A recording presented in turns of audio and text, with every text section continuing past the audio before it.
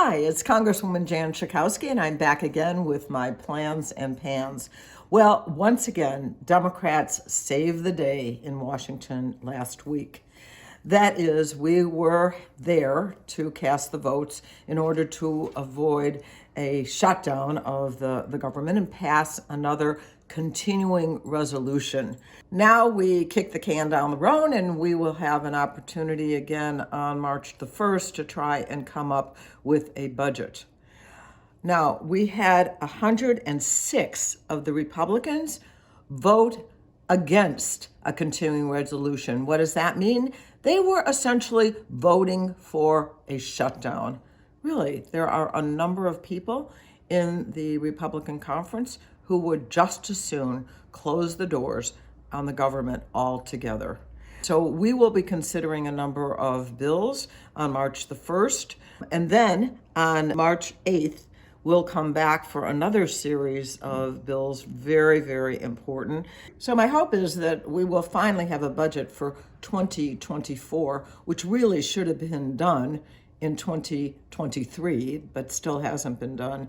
And we'll be able to fund the government. I'm looking forward to that and hoping that at the end of the day, we avoid a shutdown and do the right thing. Why do the Republicans vote against these budgets? One of the reasons is because they don't like that they do things like make sure that children, hungry children, have food.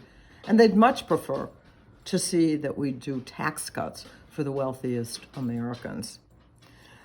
But the other thing, they want to add all kinds of issues having to do with the border that would be very detrimental to the immigrant community. So just before we left Washington on Thursday, the Republicans passed two bills that will even further limit reproductive rights. The first is called the Pregnant Student Rights Act.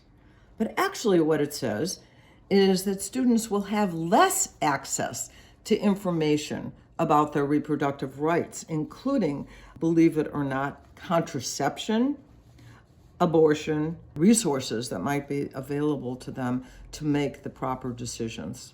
The other piece of legislation that they passed to limit reproductive rights actually takes money away from resources that would go to needy families and instead give it to crisis pregnancy centers. And these are really fake clinics. And what they do is try and divert anyone who's considering an abortion not to have one. I just talked to the director of Planned Parenthood here in Illinois, and she was telling me how about one of these crisis centers is now standing right next to their legitimate clinic and trying to pull people away so that they do not have an abortion. It's absolutely unconscionable to have this fake information delivered by organizations who are going to get funded by the federal government to do this work to stop abortions. The subcommittee that I'm on, and I am the ranking Democrat, the ranking member of that subcommittee, deals with sports.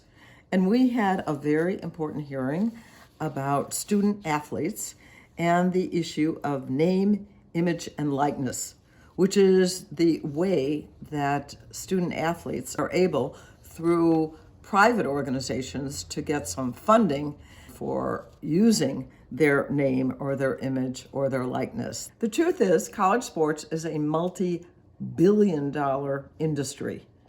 And all of that revenue, if you really think about it, is driven by the athletes themselves, the student athletes themselves, but they don't get a penny of it. Nor do they get the full protection that they need. And that's what this was really about.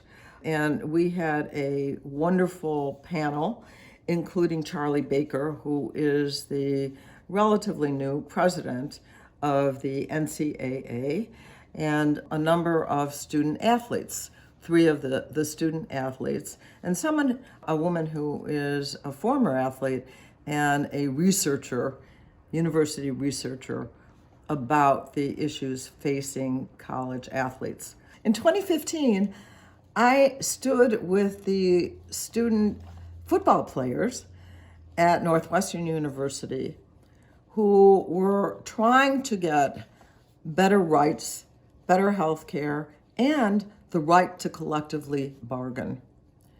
I agreed with that.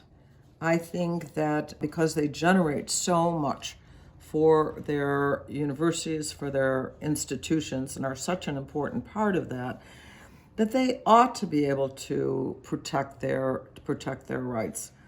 And I am going to continue to make the argument that we want to make sure that we protect Title IX, something Charlie Baker from the NCAA absolutely approves of, because Title IX is about protecting women athletes and providing some equity. And the other thing is to make sure that their health and welfare is protected, not only through their time as they are serving as athletes, but beyond, to make sure that any injuries that are incurred will be considered even after they leave their role as a student athlete. So it's an important issue to make sure that we protect these athletes, given the value of the work that they do and the importance of the work they do for universities of many sizes all around the country. As a member of the Budget Committee, I was at a hearing on the idea, primarily being pushed by the Republicans, to create a fiscal commission to deal with this so-called problem of the deficit. And when I say so-called, it's because they define that as too much spending rather than not a fair tax system. I was, in 2010, a member of such a fiscal commission. It was called the Simpson-Bowles Commission. And the conclusion that they had come to, fortunately did not become the law, was that Social Security, something had to be done with Social Security. Too much money. And of course, you know that Social Security is so modest right now. The average benefit is like $15,000, a little more than that, a year, and even less for women. And by the way, it doesn't really contribute to the deficit at all. But they want to go after Social Security and other of the programs that actually help people, mainly Social Security. I fought against that and was able to defeat the votes that were needed in 2010. This is really a backdoor, behind the scenes kind of commission, some elitists who are going to, get together and decide how we're going to get rid of this deficit, mainly going after Social Security. So I am going to fight to the finish. We know that Social Security is, I think, the most popular program that we have in this country, and is not in any way an entitlement. Those of you who have ever worked know that every paycheck you have paid into Social Security. So the idea of actually taking away money from Social Security is going into people's pockets and taking their hard-earned money away. So we're going to have a battle on this going forward, but I feel confident that there is enough expertise in the Congress itself, the voices of people who really listen to constituents. We do not need a special outside commission to come up with how we deal with budgeting, or how we even deal with questions of deficit, or how we have the proper discussions about how we ask the wealthiest Americans to pay more, including for Social Security. There's lots of things going on in the world today, as I'm sure you have followed on television, the issues of the upcoming presidential election, what is going on in the Middle East. But I wanted to tell you what's happening in the issues that I've been dealing most closely with in the Congress. Thanks so much for listening, and I will see you next week.